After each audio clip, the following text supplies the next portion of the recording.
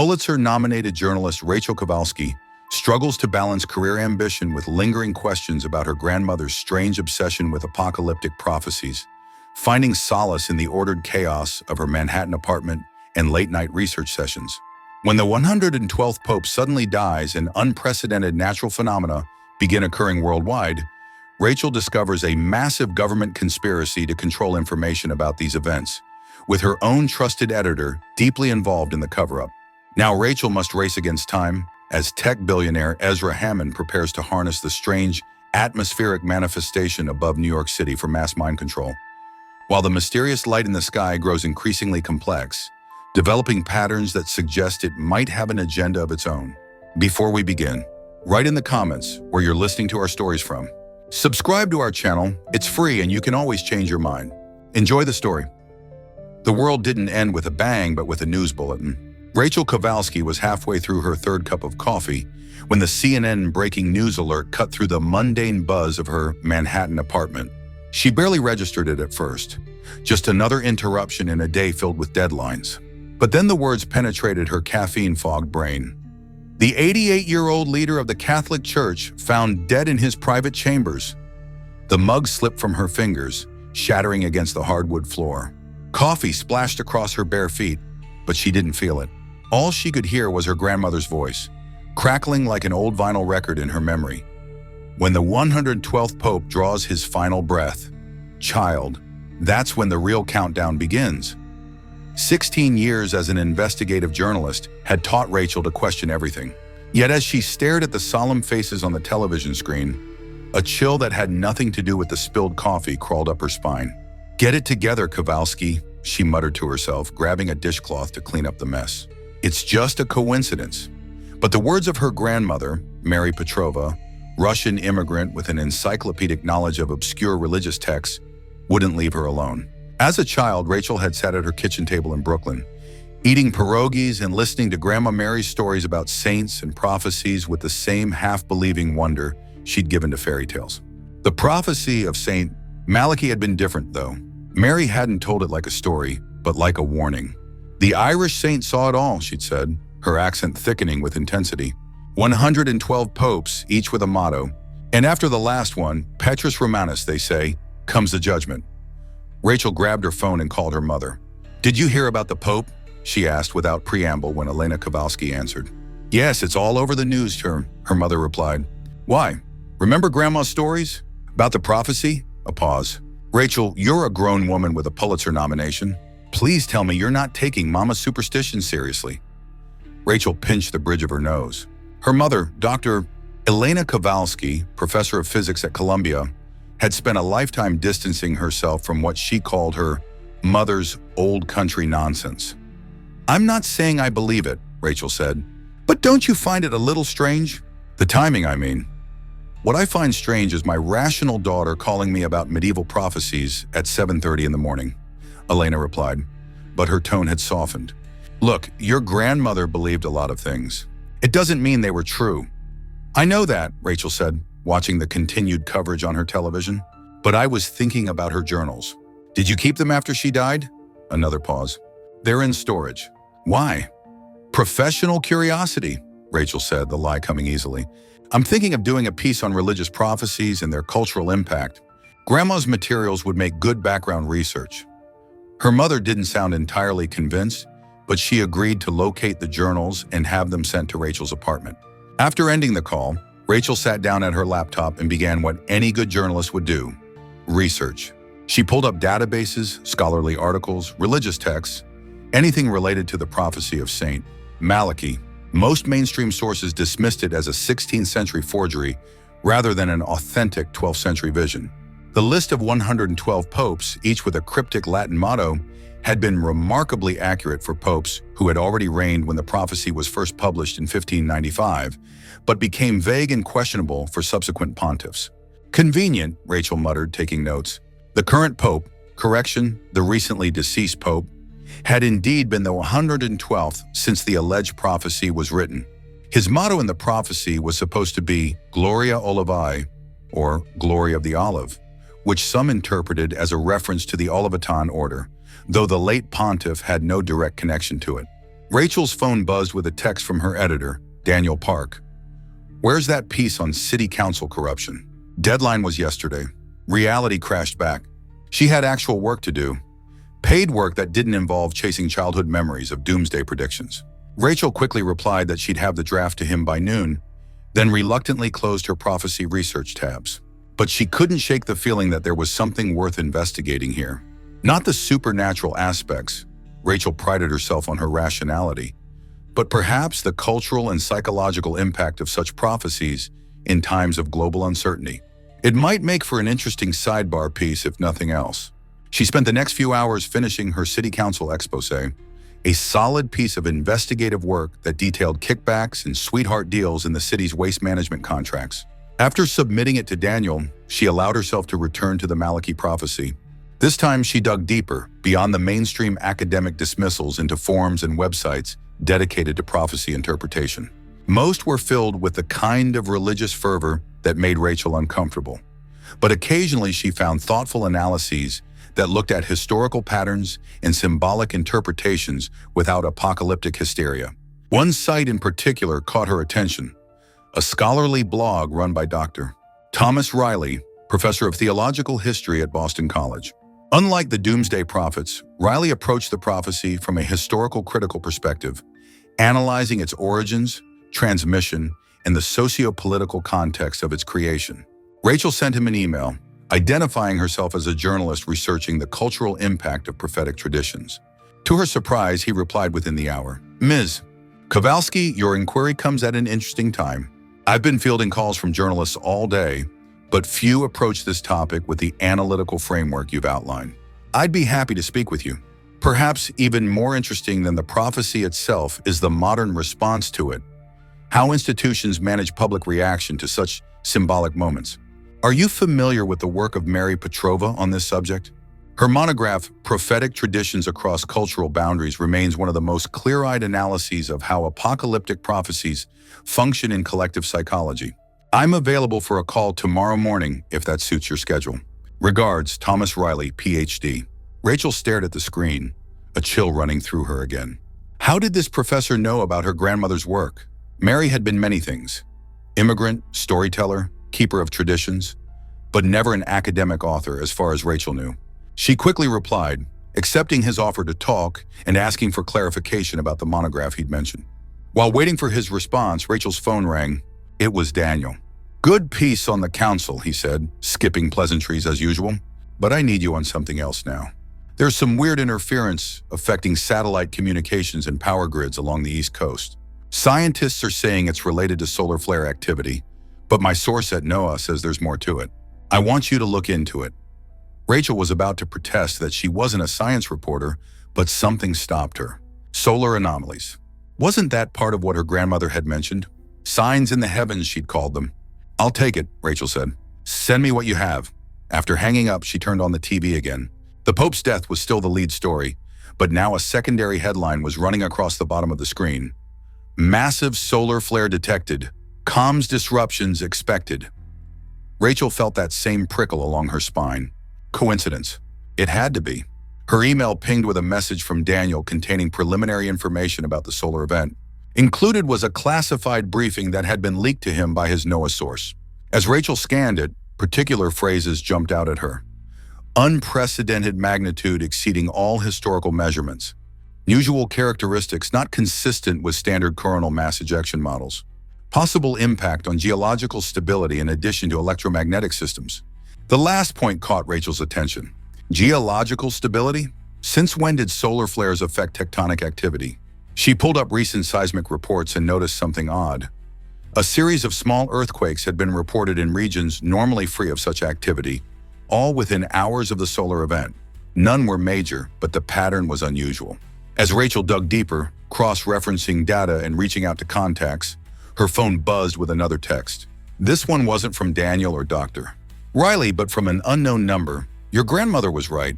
We need to talk. They're monitoring communications about this. Be careful who you trust.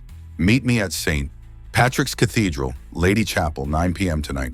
Rachel stared at the message, her journalist's instincts firing in all directions. It could be a crank who'd somehow gotten her number.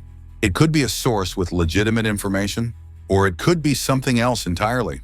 What she knew for certain was that someone was watching her research into the prophecy, someone who knew about her grandmother, and that alone made this story worth pursuing. She texted back a simple reply, "Who is this?" The response came almost immediately, "A friend of Mary's." "Come alone." Rachel sat back in her chair, weighing her options. Every instinct told her to be cautious, but the reporter in her, the part that had earned that Pulitzer nomination by following leads others dismissed, was already reaching for her coat. As she headed for the door, her gaze fell on the framed photo on her desk. Herself at 10 years old, sitting on her grandmother's lap. Mary Petrova had emigrated from Russia in the 1950s, bringing with her a strange mix of Orthodox Christianity and what Rachel's mother had always dismissed as old country superstitions. But there had always been something in Grandma Mary's eyes when she spoke of the end times. A certainty that had frightened and fascinated young Rachel. "When the final pope falls, the clock starts ticking," she would say, always in that hushed, serious tone that differentiated these stories from her usual fairy tales. "The signs will be there for those who know how to read them." Rachel grabbed her recorder, notebook, and press credentials. Whatever was happening, whatever connection existed between her grandmother's prophecies and current events, she would get to the bottom of it with the same critical eye she applied to every investigation. As she left her apartment, the sky outside had taken on a strange reddish tint, unusual for early evening in New York. People on the street had stopped to take pictures with their phones, pointing at the unnatural color spreading across the horizon. "It's just light refraction from pollution," a man in a business suit was explaining to his companion. "Happens all the time." But Rachel noticed the slight tremor in his voice, the same uncertainty she felt herself. Something was different today. Something had changed. As she hailed a taxi to St. Patrick's, Rachel couldn't shake the feeling that she was crossing a threshold, stepping from the world of verifiable facts into something murkier, where her grandmother's warnings and modern science were somehow converging. What waited for her at the cathedral? Who was this mysterious contact? And most importantly, was there really a connection between the death of the 112th Pope and the strange events beginning to unfold around the world? Rachel Kovalski, investigative journalist and reluctant granddaughter of a doomsday prophet, was determined to find out. Patrick's Cathedral stood like a Gothic island amid the sleek skyscrapers of Midtown Manhattan. As Rachel approached its massive bronze doors, the evening light filtering through stained glass windows cast multicolored shadows across the stone floor. Despite her secular upbringing, she always felt a certain reverence when entering religious spaces, a respect for the weight of history and belief they contain. The main cathedral was nearly empty at this hour, just a few tourists and late-day worshippers scattered among the pews. Rachel walked purposefully toward the eastern end of the building where the Lady Chapel was located, her footsteps echoing against marble. The smaller chapel, dedicated to the Virgin Mary, was completely deserted when she arrived. Rachel checked her watch, 8:52 p.m. She was early, but that was intentional. In her line of work, she'd learned the value of scoping out meeting locations beforehand. She chose a seat that gave her a clear view of both entrances and waited, her reporter's notebook open on her lap. The silence was so complete, she could hear the faint scratch of her pen as she jotted preliminary notes and questions. At exactly 9 p.m., the sound of the chapel door opening made her look up. A man entered, tall, silver-haired, conservatively dressed in a navy suit. He appeared to be in his early 60s, with the lean build of someone who kept himself in good shape. Nothing about him screamed conspiracy theorist, which put Rachel slightly at ease. "I'm so Kovalski," he said, approaching her pew. Not a question. He knew exactly who she was. "And you are," Rachel replied, not moving from her seat. "Thomas Riley," he extended his hand. "We had email contact earlier today." Rachel shook his hand, surprised. "The professor from Boston College? I wasn't expecting you to be my mysterious contact." "I apologize for the dramatics," Riley said, sliding into the pew beside her, but maintaining a respectful distance. "But after I received your email this morning, certain protocols were activated." "Protocols?" Rachel raised an eyebrow. "That sounds ominous." Riley glanced around the empty chapel before continuing in a lower voice. "Your grandmother didn't just study prophetic traditions, Ms. Kovalski. She was part of a network of academics who monitored them, particularly the Malachi prophecy." "My grandmother was a Russian immigrant who worked as a seamstress," Rachel countered. "She never published academic papers. Mary Petrova published under her maiden name, Sorokina. Her work wasn't widely distributed, mainly appearing in specialized journals with limited circulation. But among those who study apocalyptic literature, her analyses were highly regarded. Rachel tried to process this information. Her grandmother, the woman who had taught her to make pierogies and told her fairy tales, had been living a double life as some kind of academic expert on doomsday prophecies. "I don't understand," she said finally. "Why wouldn't she have told our family about this?" "Protection, perhaps," Riley suggested. "Your grandmother understood better than most how certain powerful interests respond to those who take these prophecies seriously, not as supernatural predictions, but as historical patterns that deserve scholarly attention." What powerful interests? Rachel's journalistic instincts were fully engaged now. Various governmental agencies have departments dedicated to monitoring religious extremism. Mrs. Kovalski. When prophecies like Malachi's gain widespread attention, they worry about mass panic, civil unrest, even terror attacks by those who might wish to help along the predicted apocalypse. So the government suppresses research into religious prophecies? Rachel couldn't keep the skepticism from her voice. That seems like overkill. Not suppression exactly, Riley corrected. More like containment, steering the public discourse away from interpretations that might cause alarm. He reached into his jacket pocket and withdrew a small USB drive, placing it on the pew between them. "This contains your grandmother's complete works on the Malachi prophecy, including her final analysis, completed just weeks before her death. She predicted not just the timing, but the specific sequence of events that would follow the death of the 112th Pope." Rachel made no move to take the drive. "Why give this to me? Why now?" "Because Mary believed you would be the one to bring the truth to light when the time came. She told me, my granddaughter has the right combination of skepticism and openness. She'll question everything, but she'll follow the evidence wherever it leads." Despite herself, Rachel felt a pang of emotion at hearing her grandmother's words quoted back to her. It sounded like Mary, that balance of doubt and faith she had always tried to instill in her granddaughter. "What truth are we talking about exactly?" Rachel asked, picking up the drive and slipping it into her pocket. "That's what you need to discover," Riley said. "I'm just a messenger. Mary was the one with the vision." "Vision?" Rachel frowned. "You're making my grandmother sound like a psychic." "Not psychic," Riley shook his head. "Just extraordinarily perceptive. She recognized patterns others missed. Connections between seemingly unrelated events. The solar activity today, for instance. Mary predicted an unprecedented coronal mass ejection would mark the beginning of the sequence." Rachel thought of the classified Noe briefing with its references to unprecedented magnitude and unusual characteristics. It could be coincidence, of course. Or Riley could be retrofitting his claims to match current events. "Professor," she said carefully, "I'm a journalist. I deal in verifiable facts. If you're suggesting there's a story here, one backed by evidence, not supernatural claims, then I'm interested. But I need more than a USB drive and claims about my grandmother's secret scholarly life." "Fair enough," Riley nodded.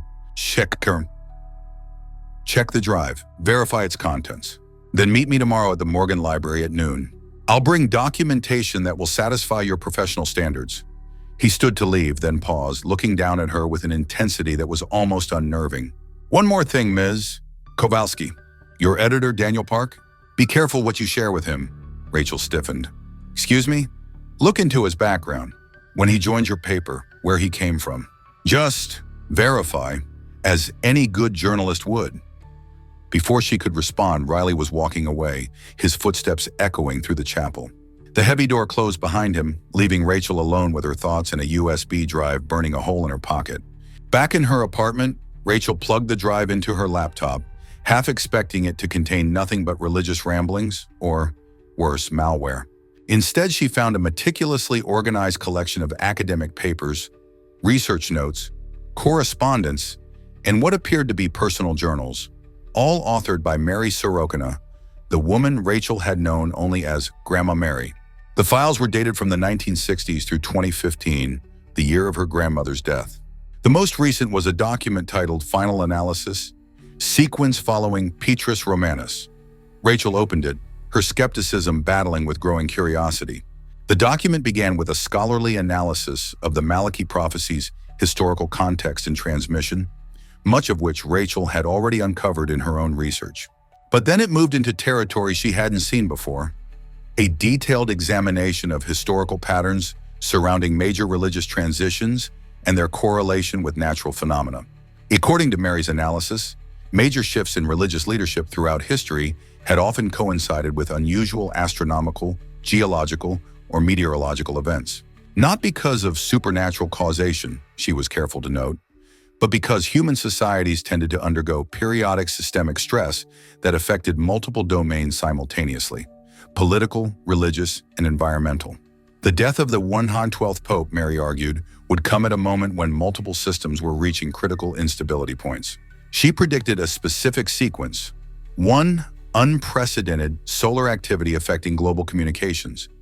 2. Seismic events in regions historically free of such activity. 3. Rapid atmospheric changes leading to unusual weather patterns. 4. Emergence of a charismatic figure offering technological solutions. 5. Governmental attempts to control information about these events. Rachel checked the document's creation date, November 3, 2015, just 2 weeks before her grandmother's death. 3 months later, the Pope Mary had identified as the 112th since Malachi's prophecy had been elected. And now, years later, he had died, and the sequence she'd predicted seemed to be unfolding. It was compelling, but the rational part of Rachel's mind still sought alternative explanations. Solar flares happened regularly. Earthquakes occurred in unexpected places. Weather patterns were increasingly unpredictable due to climate change. A charismatic tech leader offering solutions was hardly unusual in the modern world, and governments always tried to control information flow during crises. Yet the precision of it all, the exact sequence following her grandmother's predictions, was becoming difficult to dismiss as coincidence. Rachel turned to the other files on the drive, looking for more context. Among them was a folder labeled Monitor Network, containing correspondence between Mary and other academics around the world who had been tracking similar patterns. One name caught her eye: Dr. Amara Okafor, Department of Geological Sciences, MIT. According to the emails, Okafor had been developing models predicting unusual seismic activity patterns based on solar-terrestrial interactions, precisely the connection that had surprised Rachel in the leaked NOAA briefing. Rachel opened a new browser window and searched for Dr. Okafor. The professor was still at MIT with an impressive list of publications on planetary geophysics. If anyone could verify whether the earthquake activity following the solar flare was truly anomalous, it would be her. She drafted a quick email, identifying herself as both a journalist working on a story about potential solar-terrestrial connections and as Mary Petrova's granddaughter. The latter was a calculated risk. If Riley was telling the truth, it might open doors. If not, she'd just sound like another conspiracy theorist. After sending the email, Rachel turned her attention to Riley's parting comment about her editor. She'd worked with Daniel Park for 3 years and considered him a mentor and friend. The suggestion that he might not be trustworthy felt like a personal affront. Nevertheless, professional curiosity compelled her to do a quick background check. Daniel had come to the New York Daily from the Washington Post, where he'd been a senior editor for their investigative team. Before that, he'd worked at several smaller publications, building a solid reputation for hard-hitting journalism. Nothing seemed unusual until Rachel dug into the period between his time at the Post and joining the Daily. There was a gap of approximately 7 months that his official bio glossed over as consulting work. Odd, but not necessarily suspicious. Many journalists did consulting stints between major positions. She was about to close that line of inquiry when her phone rang. The caller ID showed a number she didn't recognize. "Hello?" she answered cautiously. "Mrs. Kovalski? This is Dr. Brun. This is Sir Amara Okafor. I just received your email." Rachel sat up straighter, surprised by the immediate response. "Dr. Okafor, thank you for calling. I didn't expect to hear from you so quickly. When I saw Mary Petrova's name, I made an exception to my usual response time," the woman said, her voice carrying a slight Nigerian accent. "Your grandmother was a remarkable woman. Her interdisciplinary approach to pattern recognition was ahead of her time." "So you really did work with her?" Rachel asked, still trying to reconcile this academic side of her grandmother with the woman she'd known. "Not directly, but we corresponded extensively. Her insights into historical patterns helped shape my research into anomalous seismic events." There was a pause. "If you're looking into the current situation, You should know that what we're seeing is unprecedented in my field of study. Rachel felt a chill. The earthquakes following the solar flare? Yes. We've recorded 17 distinct seismic events in the past 12 hours, all in regions with no historical record of such activity. My colleagues are scrambling to explain it through conventional models, but... Dr. Okafor's voice trailed off. But, Rachel prompted, but it matches the pattern your grandmother predicted. I've been watching for it since the Pope's death was announced this morning. I didn't expect it to manifest so quickly or so precisely. Another chill ran through Rachel. Dr. Okafor, I'd like to meet with you. I'm trying to understand what's happening. Separate fact from speculation. I'm actually in New York for a conference, the scientist replied. I could meet you tomorrow morning. Say 10 a.m. at the MIT Alumni Club near Bryant Park? I'll be there, Rachel agreed, making a note in her calendar. And thank you for taking this seriously. Ms. Kovalski, no, Dr. Okafor said, her tone grave. I take empirical evidence seriously. And right now, the evidence suggests we're witnessing something that defies conventional explanation. Whether that aligns with a medieval prophecy or not is less important to me than understanding the actual mechanisms at work. After ending the call, Rachel sat in silence for several minutes, processing everything she'd learned. Her grandmother's secret academic life, the seemingly accurate predictions, the unusual solar and seismic activity, Riley's warning about Daniel. None of it fit neatly into her understanding of the world, yet all of it demanded investigation. Her phone buzzed with a text from Daniel. Just got word of unusual seismic readings along eastern seaboard. Need you on this ASAP. Can you meet our science correspondent tomorrow? He's got sources inside USGS. Before she could respond, another text came through. Actually, let's discuss in person. Breakfast at the usual place, 8 a.m. Rachel stared at the messages, Riley's warning echoing in her mind. Was it just coincidence that Daniel wanted to discuss exactly what she was investigating? Or was something else at play? She set her phone down and returned to her grandmother's files, determined to understand as much as possible before tomorrow's meetings. Whether this was the beginning of an apocalyptic sequence or simply an unusual convergence of natural phenomena, Rachel Kovalski was now in the story, and she wouldn't stop until she uncovered the truth, whatever it might be. As she scrolled through documents, the sky outside her window flashed with unusual light, too brief to be lightning, too intense to be a reflection. Rachel moved to the window and looked out at the New York skyline. Nothing seemed amiss, yet she couldn't shake the feeling that something fundamental had shifted in the world today.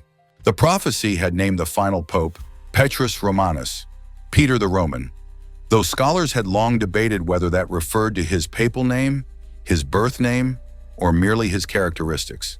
The recently deceased pontiff didn't obviously fit the description, yet he had been the 112th since the prophecy was created. What if the prophecy wasn't about the Pope himself, but about what followed his death? What if the real story wasn't about religious prediction, but about patterns in complex systems that medieval minds had interpreted through the lens of spirituality? Rachel turned back to her laptop with renewed determination. If there was a story here, and her instincts told her there was, she would find it. Not as Mary Petrova's granddaughter or as a believer in prophecies, but as the investigative journalist she had trained to be. Someone who followed evidence wherever it led, no matter how unexpected the destination. The diner on Lexington Avenue had been Rachel and Daniel's go-to breakfast spot for years.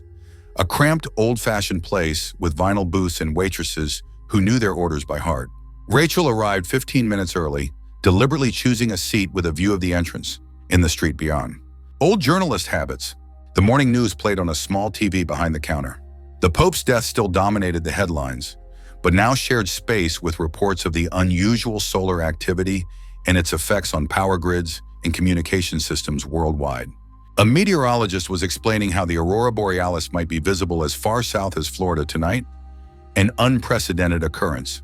Unprecedented seemed to be the word of the day. Rachel sipped her coffee and reviewed her notes. She had spent much of the night combing through her grandmother's files, focusing on the claimed correlations between astronomical events and geological disturbances.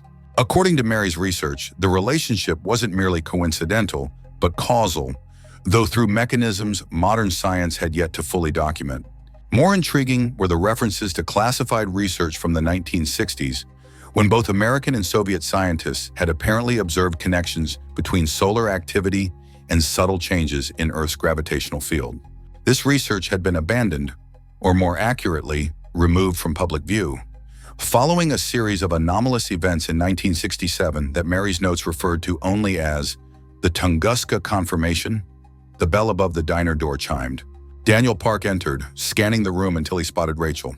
At 45, Daniel was at the peak of his career, a respected editor with 2 Pulitzers to his name, known for his unflinching pursuit of truth and his mentorship of young journalists. Rachel had trusted him implicitly, until now. "Morning, Kovalski," he said, sliding into the booth opposite her. "Started without me, I see." "Just caffeine," she replied, closing her notebook. "You're looking harried." Daniel ran a hand through his salt and pepper hair. "It's been a long night. The solar flare knocked out 3 satellites and disrupted power to half the eastern seaboard. The science team has been working nonstop." The waitress appeared, coffee pot in hand. "The usual, Mr. Park, please, Doris, and maybe an extra shot of espresso." As the waitress walked away, Daniel leaned forward. "So about this story, the USGS is recording seismic activity in places that have never had earthquakes before. Nothing major yet, 3.2 at most, but the pattern is bizarre. I want you to work with Jensen from the science desk. He's got contacts at both USGS and NASA." Rachel nodded, keeping her expression neutral. What's the angle? Environmental? Political? That's what we need to figure out." Daniel stirred cream into his coffee. "The government's being unusually tight-lipped. My sources say there's been a classified briefing for select members of Congress, but no one's talking about what was discussed." "A cover-up?" Rachel raised an eyebrow. "Maybe. Or just an abundance of caution until they understand what's happening." Daniel took a sip of his coffee.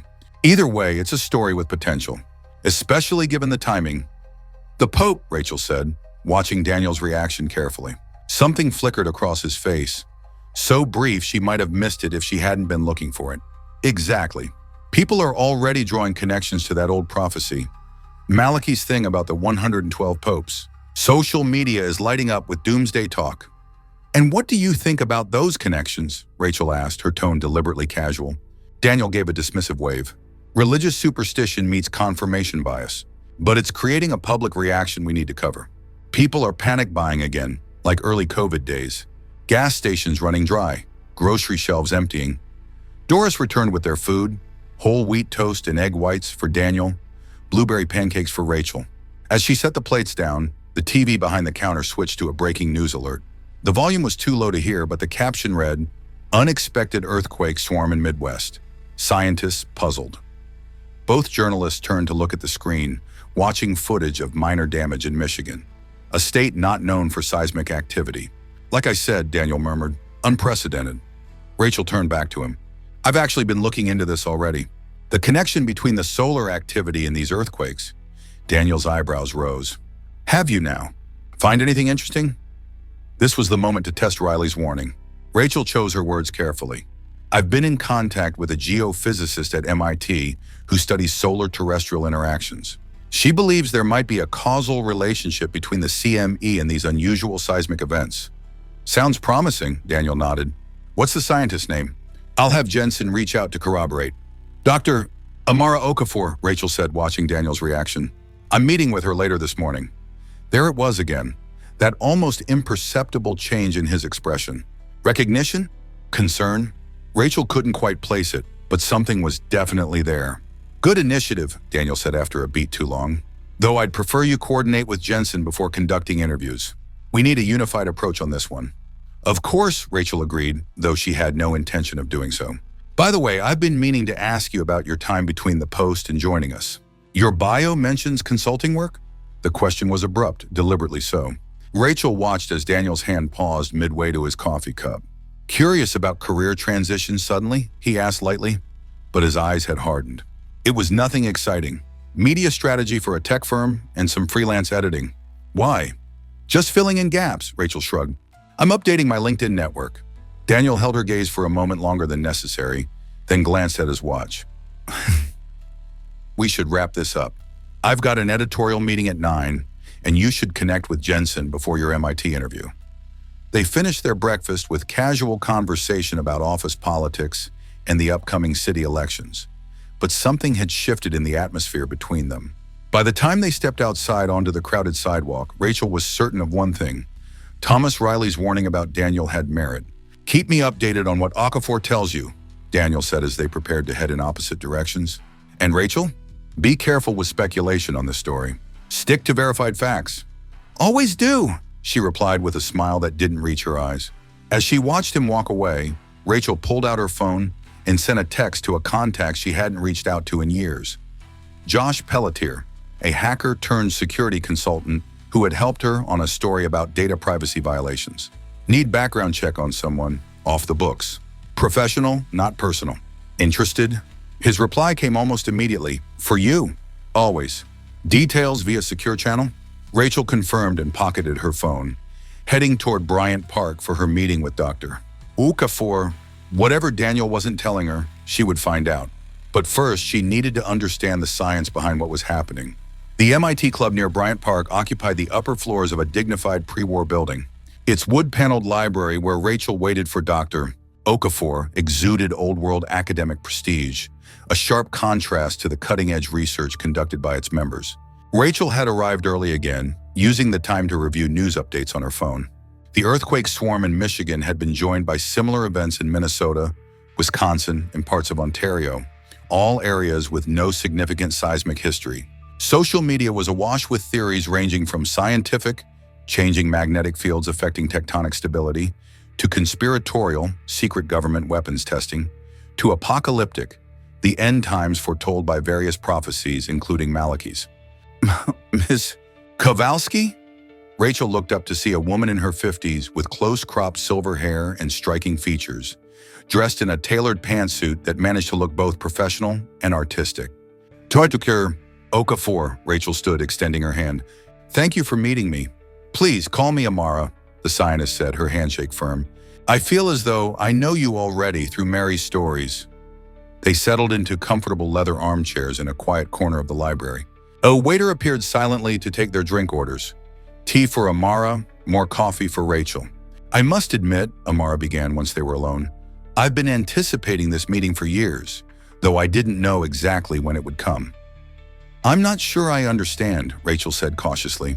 Amara's expression was both serious and compassionate. "Your grandmother told me that when the time came, when the sequence she had identified began to manifest, you would seek answers. She said you would come to those of us in her network, driven by your journalist's instinct for truth." Rachel felt a mix of emotions, discomfort at being apparently predictable, irritation at having been discussed without her knowledge, and a reluctant curiosity about what else her grandmother might have said about her. "Dr. Okafor, Amara," she corrected herself. "I'm here primarily as a journalist investigating unusual seismic activity following a major solar event. While I'm certainly interested in my grandmother's research, I'm not on some predestined quest." Amara smiled slightly. "Mary said you'd say something like that too. She admired your skepticism, you know. Called it your scientific anchor in a world too easily swept away by belief." Despite herself, Rachel felt touched by this insight into her grandmother's thoughts. "You said the current seismic pattern matches what she predicted. Can you elaborate on that?" Amara nodded, her expression becoming more professional. "Mary's hypothesis, and I stress it was a scientific hypothesis, not a mystical prophecy, was that certain solar events could trigger a cascade of effects in Earth's geomagnetic field. These changes, in turn, could induce stress in the crystalline structures of bedrock in regions not typically associated with fault lines, creating earthquakes where they shouldn't occur," Rachel concluded. "Precisely. Conventional geophysics acknowledges some relationship between solar activity and Earth's magnetic field, but not the specific mechanisms Mary proposed. Her models suggested that under certain conditions that appear to be manifesting now, the effect could be significantly more pronounced than mainstream science recognizes. And these conditions coincide with the death of someone identified in a medieval prophecy as the 112th Pope," Rachel said, not bothering to hide her skepticism. "That seems like quite a coincidence." "Does it?" Amara raised an eyebrow. "Or is it possible that whoever created the Malachi prophecy observed similar patterns in their own time and interpreted them through a religious lens? Ancient peoples were astute observers of natural phenomena, even if they explained those observations through frameworks we now consider unscientific. It was a perspective Rachel hadn't considered, that the prophecy might be based on observation rather than supernatural revelation. It made a certain logical sense, though it still didn't explain the precise timing. So you're suggesting that the author of the prophecy noted a correlation between papal transitions and natural phenomena and extrapolated a pattern? Rachel asked. It's one possibility, Amara acknowledged.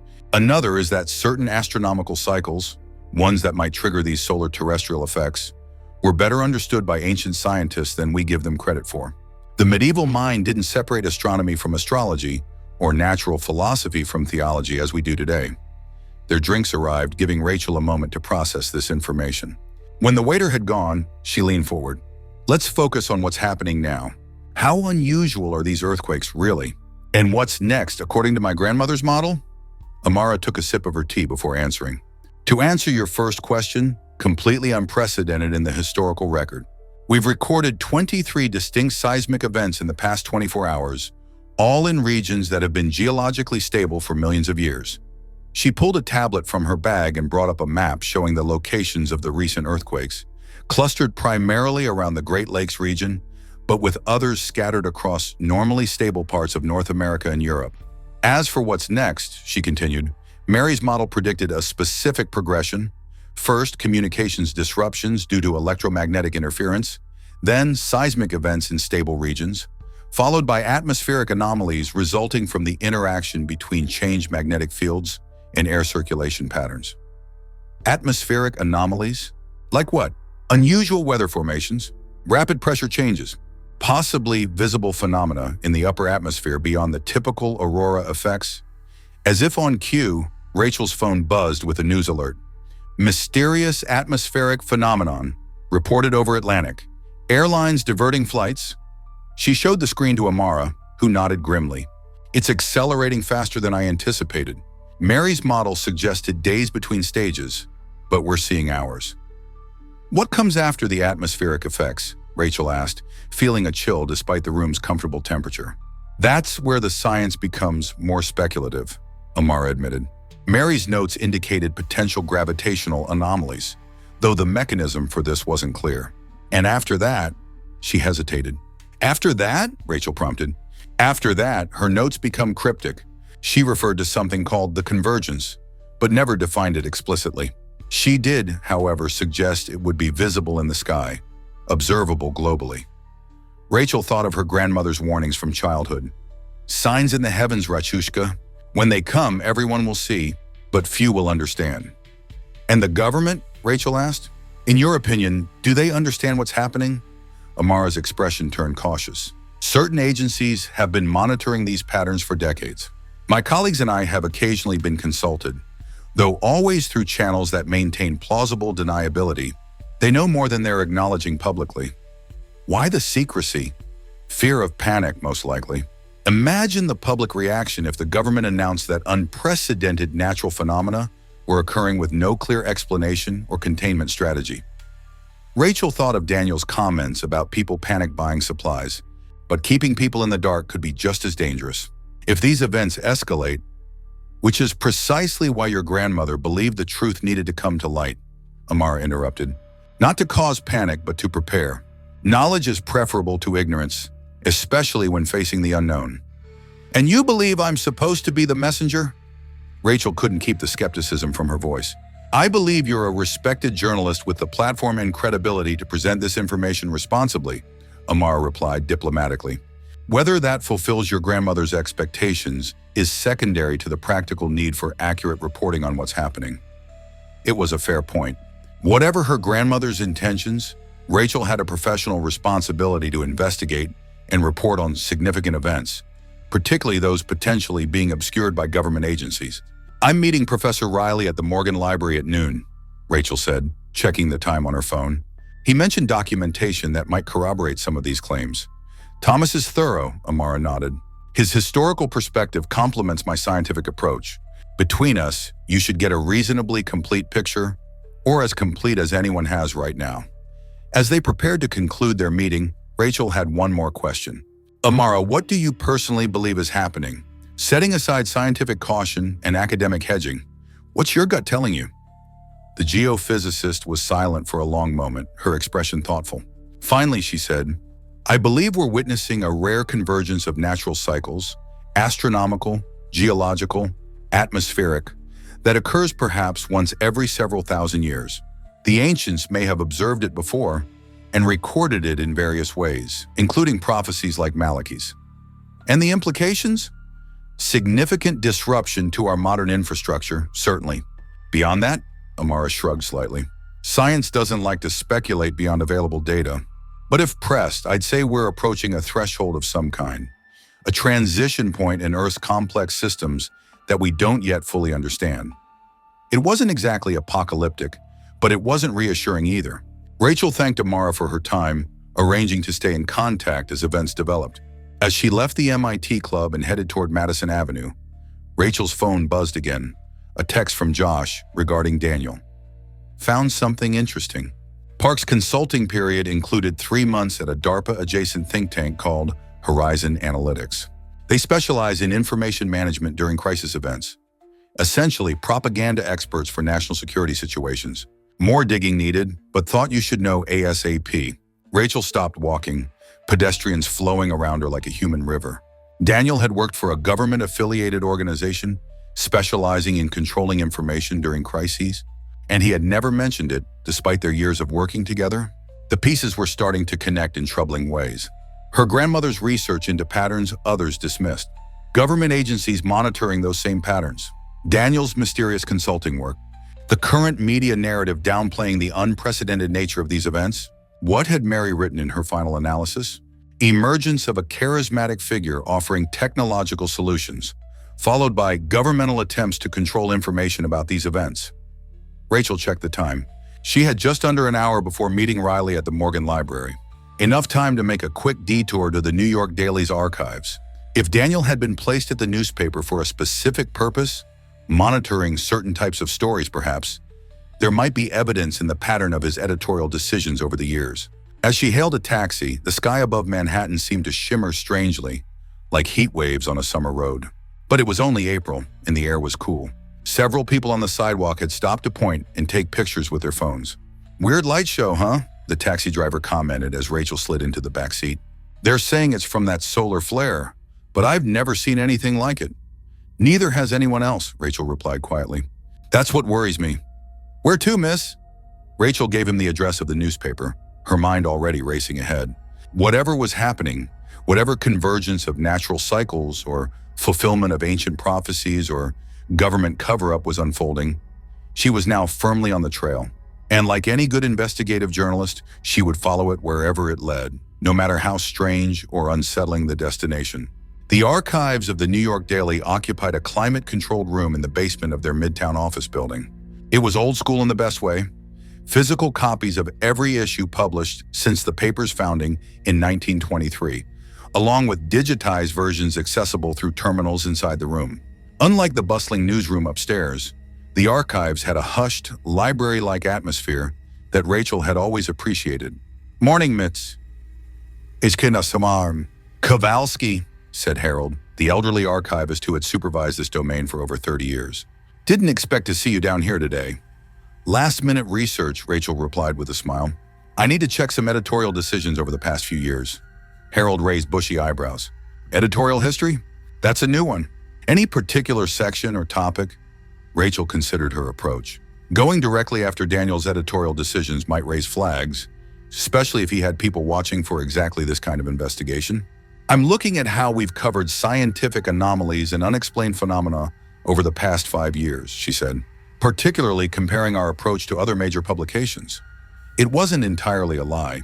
If Daniel had been placed at the paper to monitor or suppress certain types of stories, those patterns would be evident in how the Daily covered unusual scientific events compared to their competitors.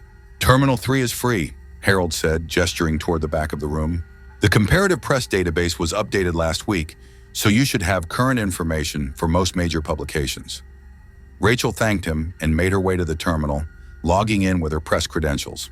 First, she pulled up all articles related to unexplained scientific phenomena that the Daily had published since Daniel joined as an editor 3 years ago.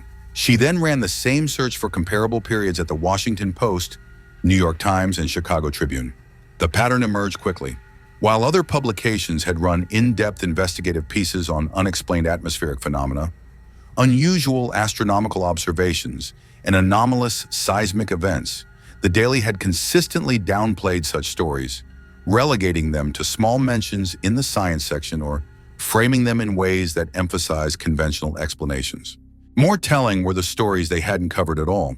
Rachel cross-referenced with wire service reports and found dozens of potentially newsworthy incidents that other papers had considered significant, but that never appeared in the Daily's pages.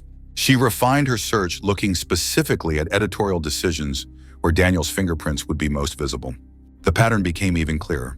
Stories about unusual natural phenomena or unexplained events that initially had been assigned significant resources were often reduced in scope or emphasis after editorial review.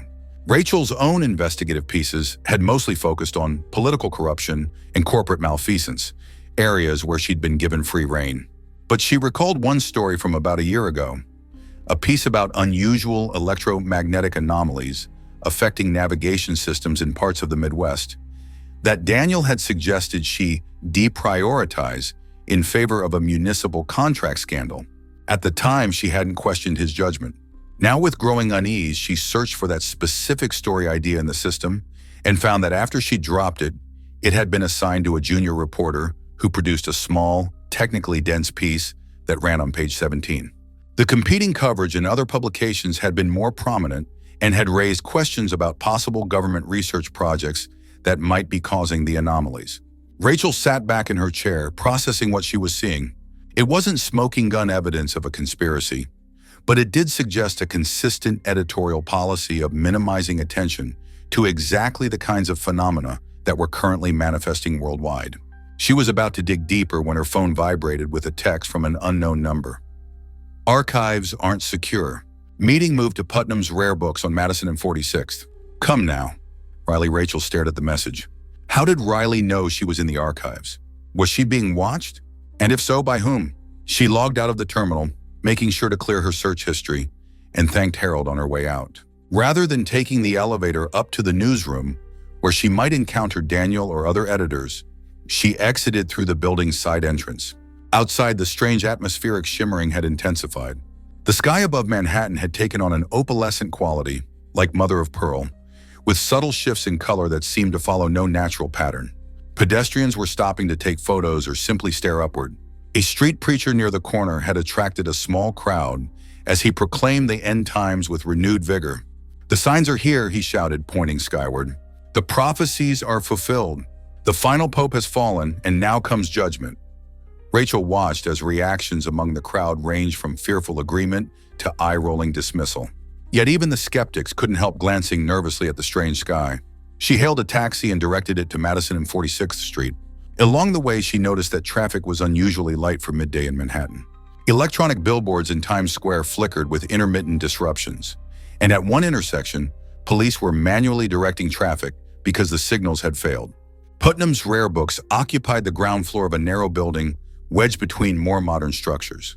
Its windows displayed leather-bound volumes and antiquarian maps behind protective glass.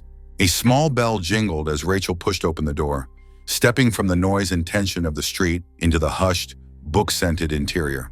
The shop was empty except for an elderly man behind the counter, who looked up from a massive ledger as she entered.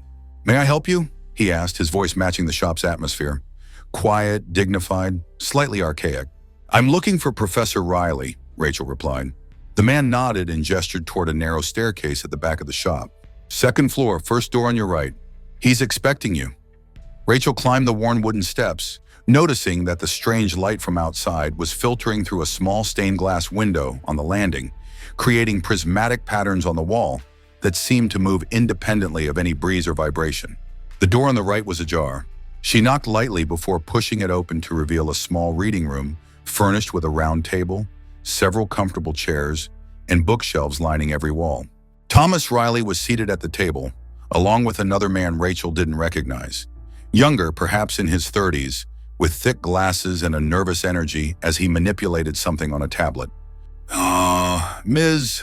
Kovalski," Riley rose to greet her. "Thank you for adjusting to our change in venue. This is Simon Chen, Dr.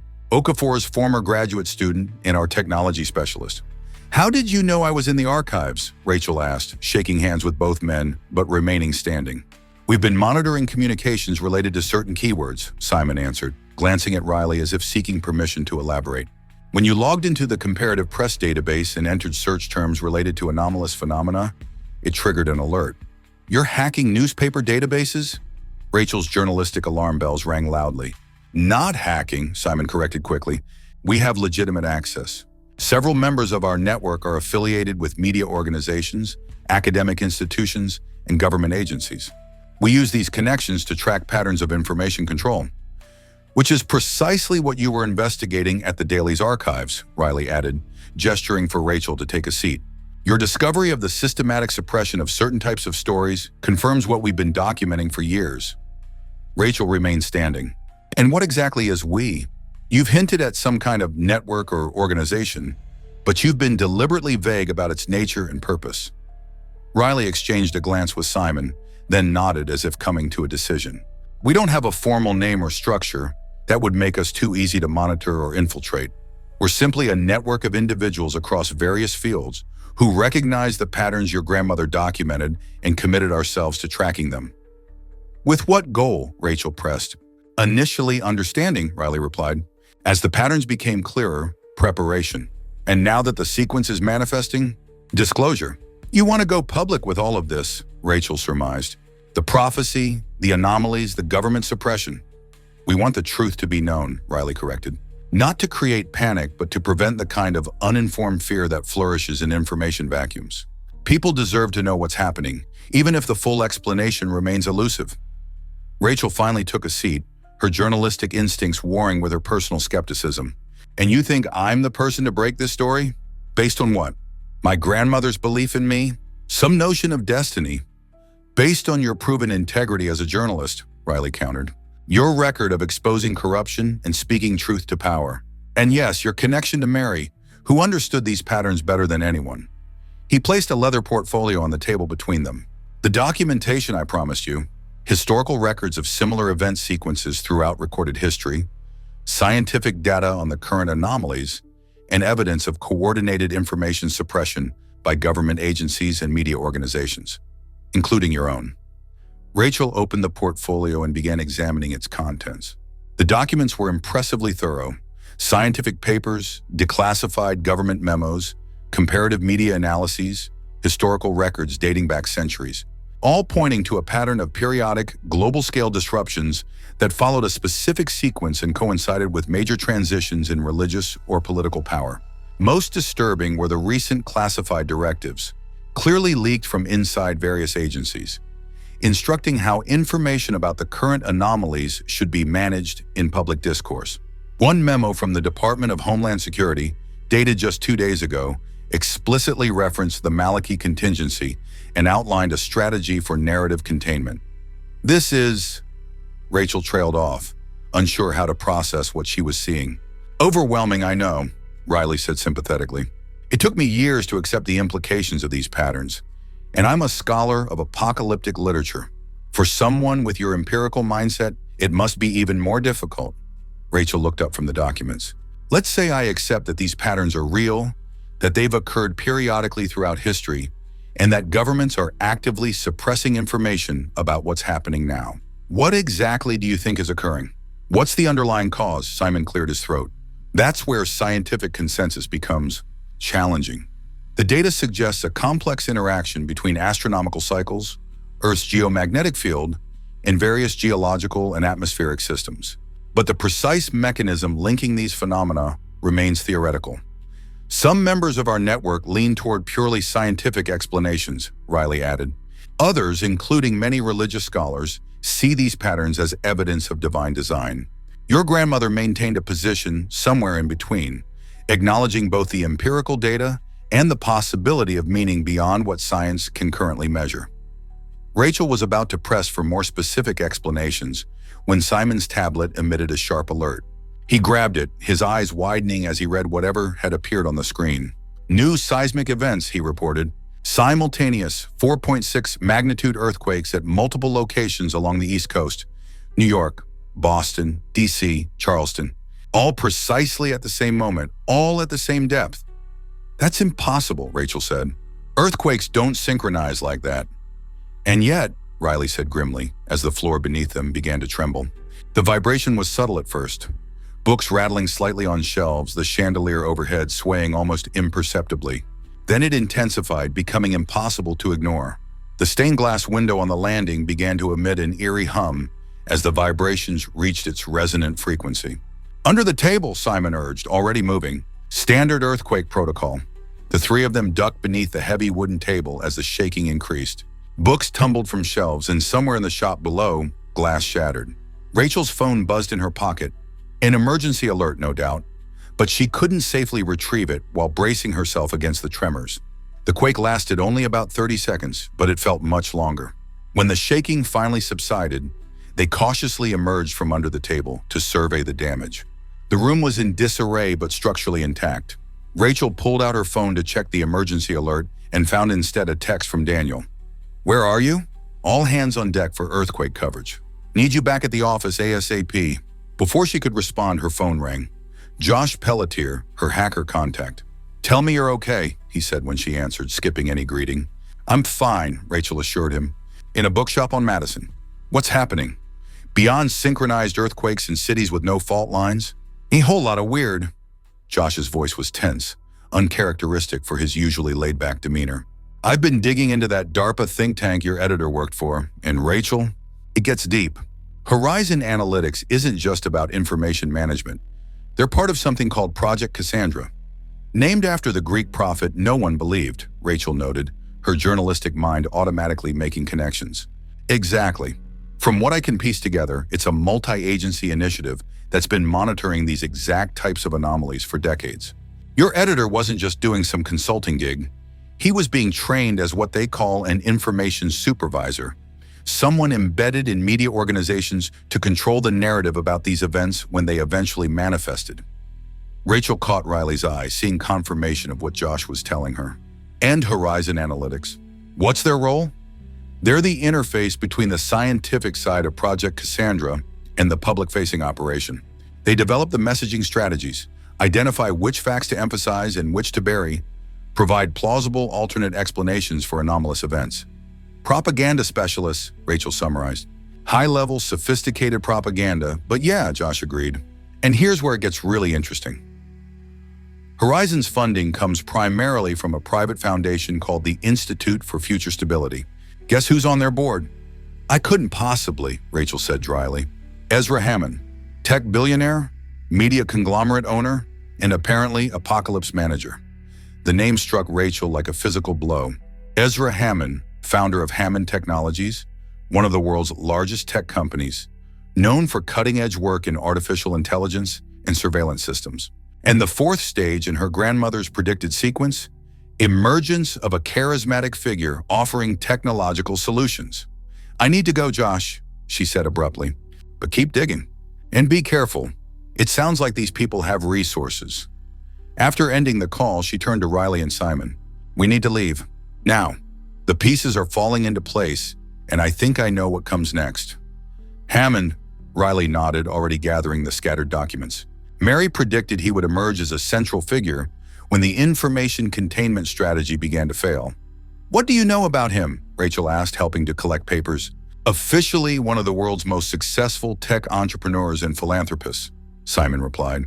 "Unofficially the architect of a global surveillance infrastructure that would make Orwell's Big Brother look amateur. His companies provide the backbone for most government monitoring systems, social media platforms, and smart city technologies." "And he has a plan for what's happening?" Rachel pressed. "According to our sources," Riley said, "Hammond has been preparing for these events for years. He's built a network of what he calls stabilization centers, hardened facilities equipped with advanced technology supposedly designed to counteract the anomalies." "But you don't believe that's their real purpose," Rachel guessed. "We believe Hammond sees these events as an opportunity," Riley confirmed grimly. "A chance to implement a technological control system beyond anything currently possible under normal social and political constraints." The shop owner appeared in the doorway, looking shaken but unharmed. "Gentlemen, Miss Kovalski, are you all right?" That was quite a tremor. "We're fine, Mr. Putnam," Riley assured him. "How is the shop?" Some broken glass, books to reshelve, but the building is sound. He glanced at the window where the strange opalescent light had intensified, though I dare say the earthquake is the least of our concerns. Have you seen the sky? They moved to the window, looking out onto Madison Avenue. The atmospheric shimmer had transformed into something more defined, undulating patterns of light that resembled auroras, but moved with an almost deliberate quality. Pedestrians had stopped in their tracks, many filming with their phones, others pointing and talking animatedly. And in the distance, barely visible between the skyscrapers, a new phenomenon was taking shape. A circular distortion in the air, like heat waves, but more structured, forming what appeared to be a slowly rotating disk of light. The convergence, Simon whispered. It's happening faster than any of us predicted. Rachel's phone buzzed again. Multiple messages and missed calls from Daniel, increasingly urgent in tone. The most recent simply read, Hammond making announcement at 3 p.m. All national networks carrying it. This is not a request, Rachel. Where are you? She showed the message to Riley, who checked his watch. 2 hours. Not much time. For what? Rachel asked. For you to decide what kind of story you're going to tell, Riley replied. Hammond will present his version. Technological salvation from mysterious natural phenomena, most likely.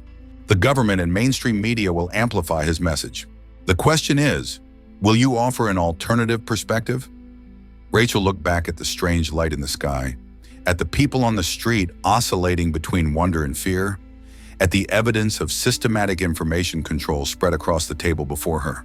Her grandmother had prepared her for this moment, not through prophecy or superstition, but through instilling in her a commitment to truth and a skepticism toward official narratives. Whatever was happening, whatever convergence of natural cycles or fulfillment of ancient patterns was unfolding, people deserved to know the full context, not just the version approved by government agencies and tech billionaires. I need to get to a computer, she said decisively, and I need to be in position to cover Hammond's announcement, but not from the official press pool. Riley nodded, unsurprised by her decision. Simon can provide secure communication equipment, and I believe we can get you close enough to Hammond's announcement to observe without being observed yourself. What about Daniel? Simon asked. He'll be looking for you. Rachel thought for a moment, then typed a quick reply to her editor. Working on earthquake story from the field. Will file remotely. Planning to cover Hammond announcement from affected neighborhood for ground-level perspective. It wasn't a direct lie, but it wasn't the full truth either. A journalistic gray area she rarely occupied, but that seemed necessary under the circumstances. Let's go, she said, gathering the most crucial documents into her bag. Whatever's happening, whatever's coming next, people deserve more than a managed narrative.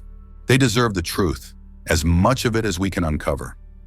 As they left the bookshop, stepping into a city transformed by strange light and post-earthquake tension, Rachel felt a peculiar clarity.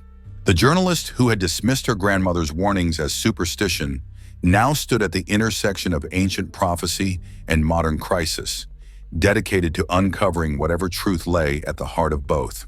Above them, between Manhattan's towers, the disk of light continued to grow. The Hammond Technologies headquarters dominated the Hudson Yards development, a gleaming tower of glass and steel that seemed to capture and amplify the strange light now permeating the city. From their vantage point in a service apartment in a neighboring building, Rachel, Riley, and Simon had an unobstructed view of both the Hammond building and the circular distortion expanding in the sky above Manhattan. It's almost elegant, Rachel murmured, watching the disk of light pulse with colors that had no names in any human language. If it weren't so terrifying, the ancients would have called it a divine sign, Riley observed. Modern science struggles to classify it at all. Simon, who had transformed the apartment into an impromptu communication center with equipment pulled from various bags and cases, looked up from his monitors. Whatever it is, it's affecting electronic systems citywide. Power fluctuations, communication disruptions, navigation errors. And it's not just New York. Similar phenomena are being reported globally. Rachel reviewed her notes, organizing what she knew into a coherent narrative. Her years of investigative journalism had taught her that even the most complex story could be distilled to its essential elements. The who, what, when, where, why, and how that formed the backbone of reporting. The what was clear enough. Unprecedented natural phenomena following a specific sequence that aligned with an ancient prophecy. The when and where were equally straightforward, now globally with particular intensity in major urban centers. The who and why were murkier. Was this simply a convergence of natural cycles, as Amar had suggested? Or was there some deeper pattern, some force, natural or otherwise, shaping these events? And what role did people like Hammond and organizations like Project Cassandra play in the unfolding scenario? As for the how these phenomena were manifesting, how they connected to the prophecy, how humanity should respond, that remained the greatest mystery of all. Hammond's broadcast begins in 20 minutes, Simon announced, checking one of his monitors. All major networks have cleared their schedules. Social media platforms are promoting it as a critical public safety announcement. They're building this up as the moment when everything gets explained, or when a carefully crafted narrative gets established, Rachel countered. Based on what we know about Hammond's connections to Project Cassandra and information control efforts, this is likely an attempt to seize control of public perception. Precisely, Riley agreed, which is why your counter-narrative is so essential. The truth may be complex and uncertain, but people deserve more than a sanitized version designed to advance Hammond's agenda. Rachel had spent the past hour writing what amounted to a preliminary investigative report, synthesizing everything she had learned about the prophecy, the anomalies, and the systematic suppression of information surrounding both. She had corroborating evidence, expert testimony, leaked documents, all the elements of a solid journalistic exposé. What she lacked was a publishing platform. The Daily wouldn't run it, not with Daniel effectively serving as an information supervisor for Project Cassandra. Major online news sites were increasingly dominated by Hammond-owned media companies, and social media algorithms could easily bury her story if it contradicted the official narrative. "Upload ready?" Simon asked, gesturing to her laptop. Rachel nodded, transferring her completed article to a thumb drive. "But I'm still not convinced about your distribution method. Hijacking emergency alert systems is crossing a line, potentially a legal one." "We're not hijacking anything," Simon corrected. "We're utilizing a vulnerability in the system that the authorities themselves created. After the Hawaii false missile alert fiasco a few years ago, they built backdoor access points to allow rapid correction of erroneous messages. We're simply using those access points for their intended purpose, to correct misinformation. By that logic, we're performing a public service," Riley added with the faintest hint of a smile. Rachel wasn't entirely convinced by the ethical justification, but she recognized the necessity. If Hammond's announcement went unchallenged, his version of events would become the dominant narrative, potentially obscuring crucial information and context. "All right," she conceded, handing the thumb drive to Simon. "But we time it to go out immediately after Hammond's broadcast, not during. People should hear both sides before making judgments." Simon nodded, inserting the drive into a specialized device connected to his laptop.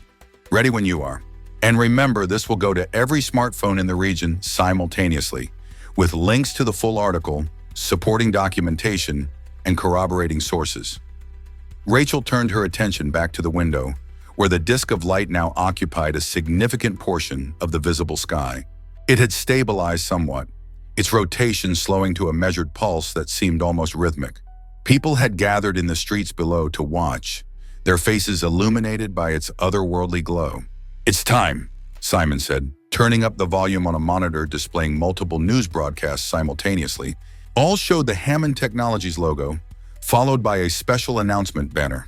Ezra Hammond appeared on screen, seated in what appeared to be a high-tech control room. Behind him, wall-sized displays showed real-time data about the anomalies occurring worldwide.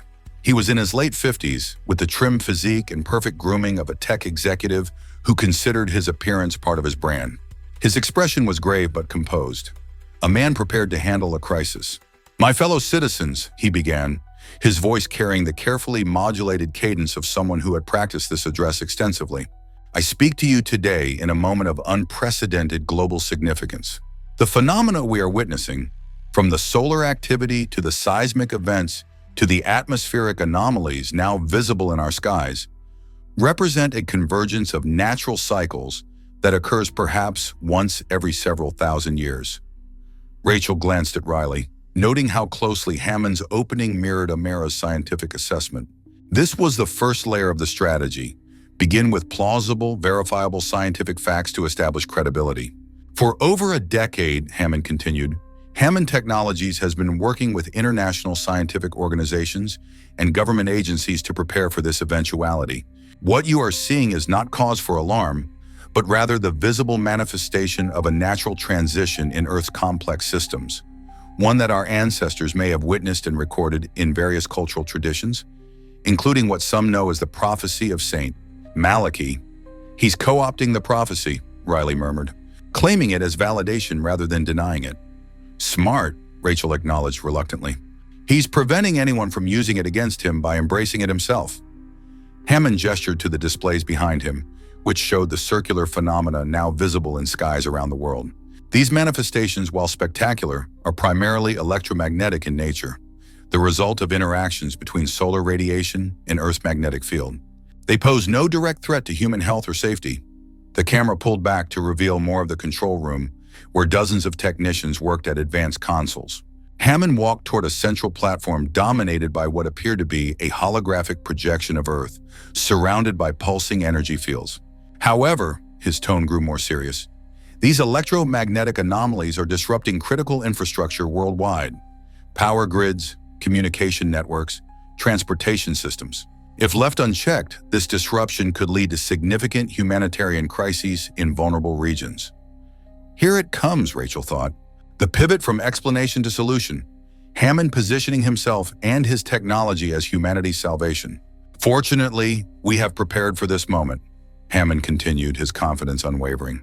Over the past 5 years, Hammond Technologies has developed and deployed a global network of stabilization arrays, advanced electromagnetic field generators designed specifically to counteract these anomalies and protect essential infrastructure.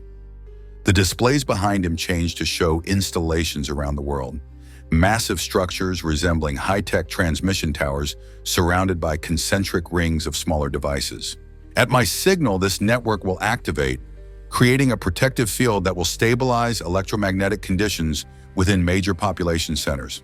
This will not stop the natural cycle from progressing, but it will mitigate its most disruptive effects, allowing civilization to continue functioning normally during this transition period. The camera moved in for a close-up of Hammond's face, earnest, determined, trustworthy. I want to emphasize that these measures are temporary. The current anomalies, while dramatic, are part of a natural cycle that will eventually stabilize on its own. Our intervention is designed solely to protect critical systems during the peak disturbance phase. He's lying, Simon said, fingers flying across his keyboard as he analyzed the images of the stabilization arrays. Those aren't just electromagnetic field generators. Based on their configuration and energy requirements, they could just as easily be used for atmospheric manipulation, weather control, or even mass surveillance under the guise of protection. Rachel watched as Hammond approached what appeared to be a ceremonial activation console, a bit of theatrical flair that seemed calculated for maximum dramatic effect. With the authorization of the United Nations Security Council and the support of governments worldwide, I am now activating the Global Stabilization Network. Citizens may experience brief disruptions to electronic devices as the system initiates, but these will resolve quickly as stabilization is achieved. Hammond placed his hand on a glowing panel. The displays behind him showed a wave of energy emanating from the stabilization arrays, spreading across digital representations of cities worldwide. Activation complete, he announced after a moment. Stabilization fields will reach full strength within approximately 30 minutes. During this period, please remain calm and follow any instructions from local authorities. He returned to his original position, his expression now one of reassuring confidence. Throughout human history, moments of great transition have often been accompanied by fear and uncertainty, but they have also presented opportunities for advancement and renewal. Together, we will navigate this natural cycle safely, emerging stronger and more united than before. The broadcast concluded with contact information for Hammond Technologies' public information centers and a list of resources for those seeking more information about the anomalies and stabilization efforts. As the screen returned to regular news coverage, all focusing on Hammond's announcement with overwhelmingly positive analysis, Rachel, Riley, and Simon exchanged troubled glances. That was masterful, Rachel admitted grudgingly. He acknowledged the prophecy, offered a scientific explanation that neither confirms nor denies supernatural elements, positioned himself as the prepared protector, and framed the whole thing as a manageable natural event. Classic information control strategy, Riley agreed. Acknowledge enough truth to establish credibility, then shape the narrative in the desired direction. Simon was focused on his monitors, which were displaying real-time data about the phenomena. Something's happening, he reported.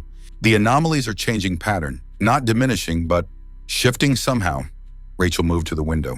The disk of light above Manhattan was indeed changing, its rotation accelerating again, but now with a more structured pattern, almost like a massive gear turning in the sky.